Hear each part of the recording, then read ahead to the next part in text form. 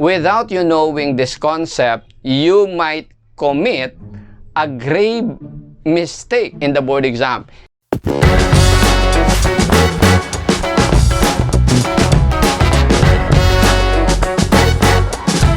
Sa pagpasok ng COVID, ang lahat ng school at review centers ay natigil. Liban lang, of course, sa Padilla Review Center.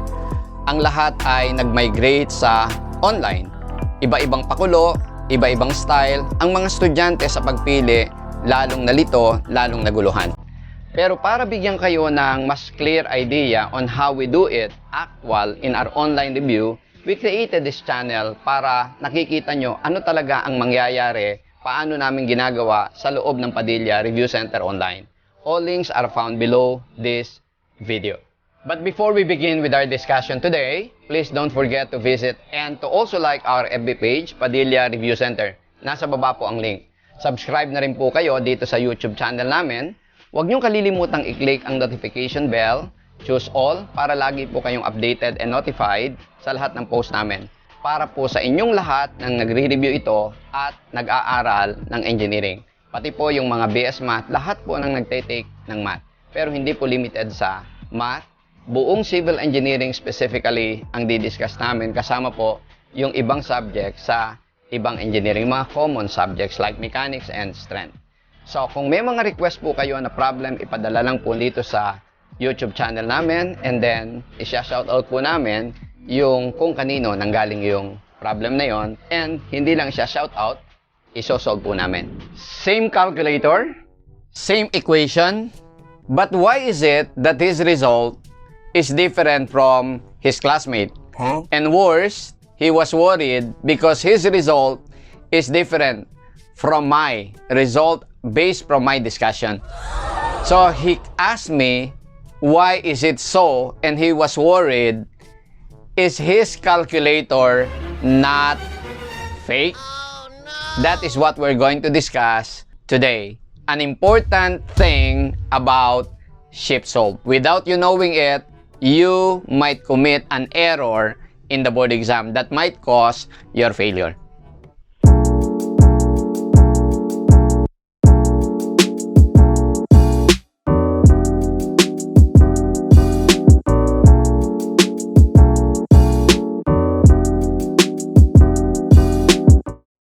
So the equation is this. So if you will input this in your calculator, it will be 3 over alpha x minus 8 plus fraction 3 over alpha x plus 8, alpha equals 0.5. Then shift calc, no? The student concerned who asked me, why is it that his calculator gave -4 while his classmates and me gives consistently a result of 16. And no matter how many times he repeat it, he always get a value of -0.4. So let us take a look at it. So his equation using Canon 789 was this. Is it the same as the equation shown on the board? Yes, it is, right? Then when he solved the equation, he pressed equals, or he pressed shift solve, then equals, right? Shift solve equals. He pressed the equal sign, then he get a number -4. It's this, right? Why is it that my answer, his classmate's answer is 16 consistently, and he cannot make 16 appear in his calculator? What is the reason? Okay, so this is his result, -4. A lot of us failed to notice one step, and we just press equals. This is it. When we press the equation, then shift calc, there is an important step in our calculator. So upon pressing shift calc, you will see this solve for x, right? What do we normally do when we see the solve for x in our calculator? We just press equals, right? Right. So when you press the equals, why is it that same equation, same brand, same everything, but different result? This is it. They are not all the same. His classmate, me, and him are different. In what? They differ in the number here. Before you enter this equation, your calculator stored a certain value of x, perhaps in the previous equation that he solved. So there is a stored value for the variable x. And that variable x is this one. So in this calculator, the variable x that was stored previous to this equation was -10. So when you press equals, let me press equals here, equals. It means that -10 was substituted as the trial value for x. The calculator tries x is equal to -10, right? So when the trial value for x is -10 or some other negative values, no, you will get, your calculator will do some iteration here using Newton's law of approximation. It's beyond our discussion here. Okay? So your calculator will give you x equals -4. Correct? You get it? -4. Why is it that when I try it again, sir, I still get -4? It's simply because you press equals again. Look, press equals. When you press equals, this will now appear. What is now the number here? It's no longer -10, right? It's now what? -4. Why -4? Because the previous calculation gave us x is -4, right? So when you press equals, I press equals now again, what is now the number? -4. When your trial value is x is -10, x is -4, it will always give you one value that is -4. Now, let me try to press equals again. So, solve for x. If you will continue pressing equals again, then equals again, then equals again, without changing that -4, you will be substituting a trial value -4, which will always lead to x equals -4. But look, I will change the value. It so happened that in this problem, the value of VR, which is represented in our calculator as x, is not negative. It cannot be negative. It is actually positive. So, how do we get that positive value? Then, here, when I press equals again, your calculator will ask you what solve for x, and the number written there is -4. I can change, or you must change, the trial value. So let us say I will input 20, like this. Okay? Still the -4 here, but I press 20 in my calculator, like here, in here. Okay? Then I will press equals. It means I now change the value of x to the trial value to 20.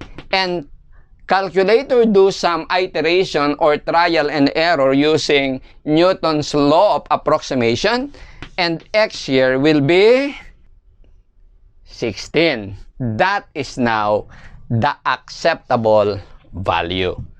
There are actually two values for this equation, -4 and 16. There is one thing that you should always remember about the shift solve.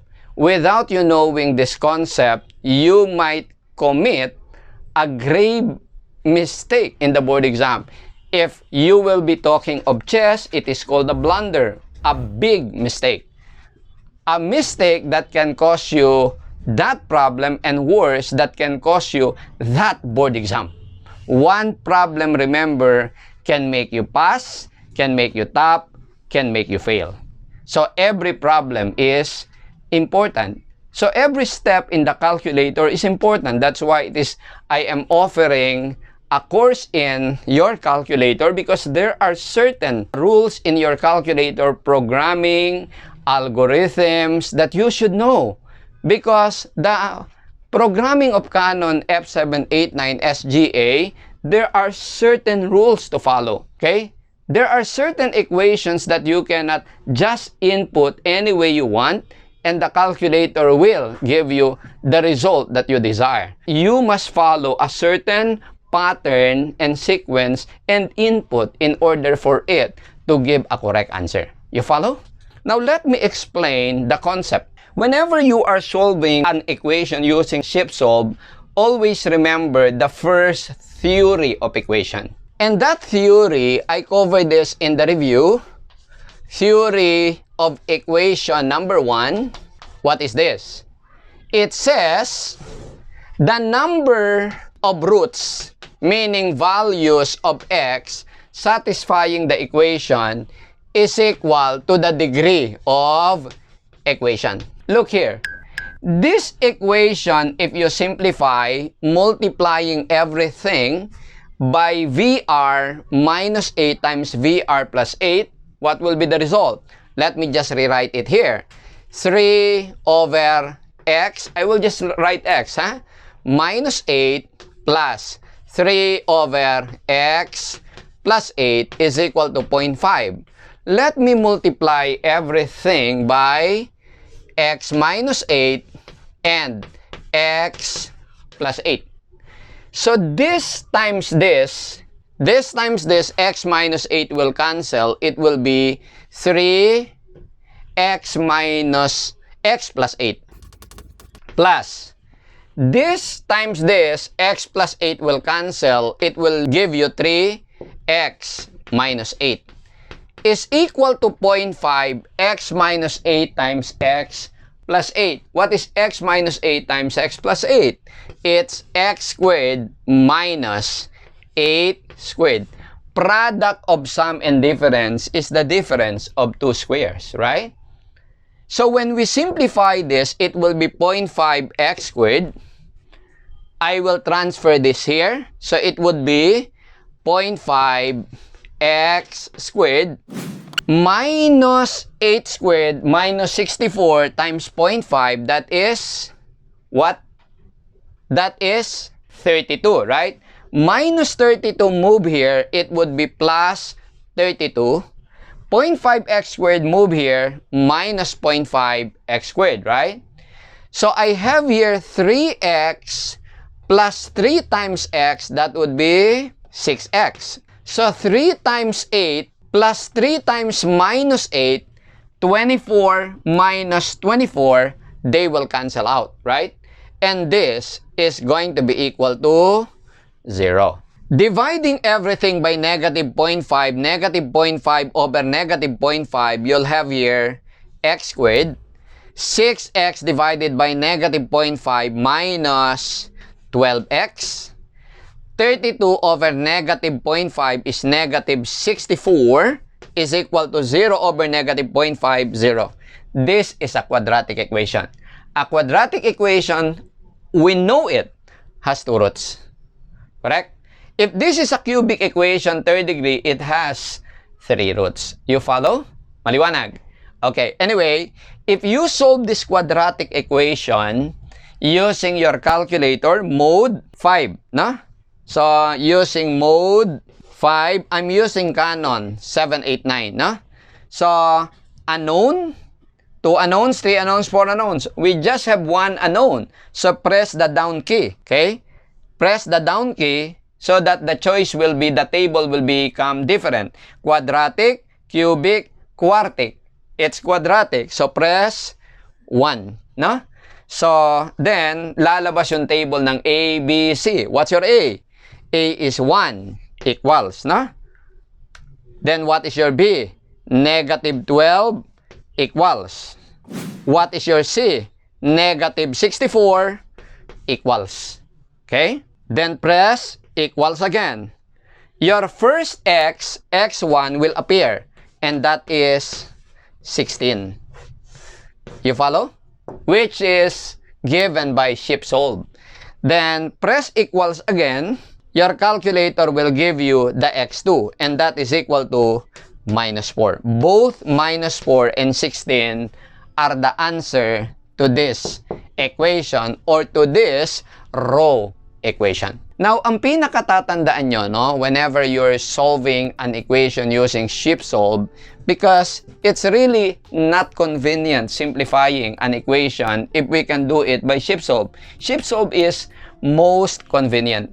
And that's why when the list of calculators was changed and was limited only to calculators that do not contain ShipSolve, a lot of students were discouraged and even considered and decided not taking the board exam.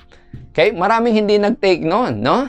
So, dahil pinalitan yung calculator na pwedeng gamitin, then eventually, nung mga almost 1 month na lang bago mag-board exam, it was changed again and a calculator with ShipSolve was allowed. Actually, the 991 ES was allowed during that time, but too late because a lot already stopped the review. A lot already decided to discontinue review. Those who were able to apply taking the board exam but did not take the board exam got a score of 0 in their board exam, meaning even they did not take the board exam, they have a record of failure. You get it? So they were counted as failure and that score appeared in their school's performance. Okay? So this is one thing to remember. Whenever using ShipSolve in solving an equation, bear in mind this theory of equation. Number of roots equals degree of equation. Not because you already get an answer in the equation and it is one of the choices, you will affirm and confirm it right away. Okay? So, it's good if that is already the acceptable answer. But what if there are two answers like here, -4 and 16, both are in the choices, but one really is the correct answer. In this problem, because this is application in velocity or motion problem, only positive velocity is acceptable in the problem. Okay? So, in here, in order to find the other value, simply continue changing the value.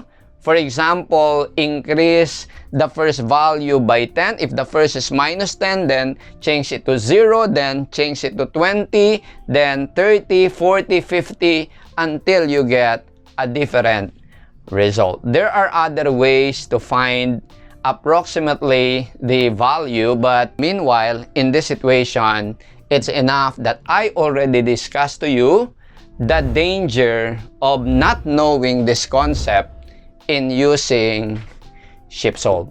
Fake ba yung calculator niya? No. Hindi lang naituro itong topic na to.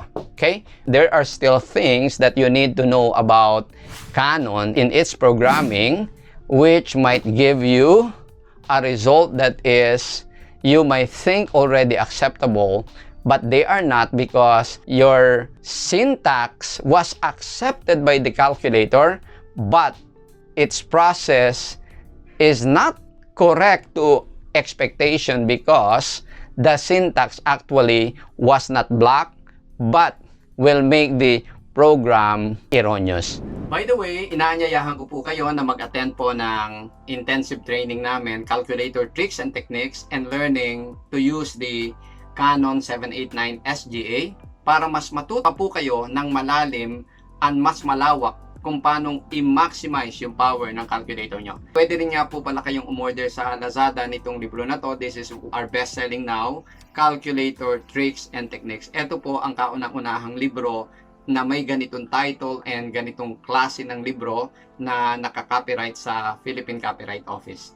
So, pwede nyong order nyo po to sa Lazada. Just search our store, Perfecto Padilla Books, and then everything will follow naturally. Pwede rin po kayong bumili nito sa store namin, sa merchant store namin, sa page namin. Go to our page. nandun po, pwede kayong umorder ng diretso po sa amin. Parehas lang po yung presyo, no? Magkakaiba lang ng konti sa charges na dinadagdag ng kung sino yung magde-deliver. Okay?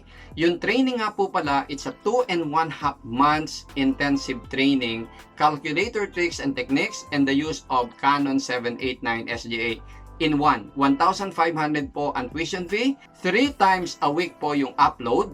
So, matututo po kayo talaga, no? So, marami kayong makikita na pwede palang gawin na hindi nyo akalain na pwede pala yon. So, yan po. Pero, kung mag-i-enroll po kayo, by the way, magsisimula po yan ng December 1. So, kung mag-i-enroll po kayo, meron po kayong 50% discount. Meaning, imbis na 1,500, 750 po ang babayaran nyo. Isipin nyo po, 750, pambili lang yan ng popcorn. No po? So, 750 lang, ang dami sobra na matututuhan nyo. 3 times a week upload, exclusive group, tapos po, may mga questions kayo, pwede kayo magtanong, and then, sasagutin ko po. No po? So, yan lang po. So, makita-kita po tayo. Pero etong series ko po na tungkol sa Canon 789 SGA, tuloy pa rin po ito. So, ako po si Engineer Perfecto Padilla, nagsasabi, basta kaya ko, kaya mo. Basta magkasama lang tayo. So, subscribe to this channel, like our FB page. So, don't forget to click the notification bell, choose all, para lagi po kayong updated. So, sige po, kita-kita po tayo.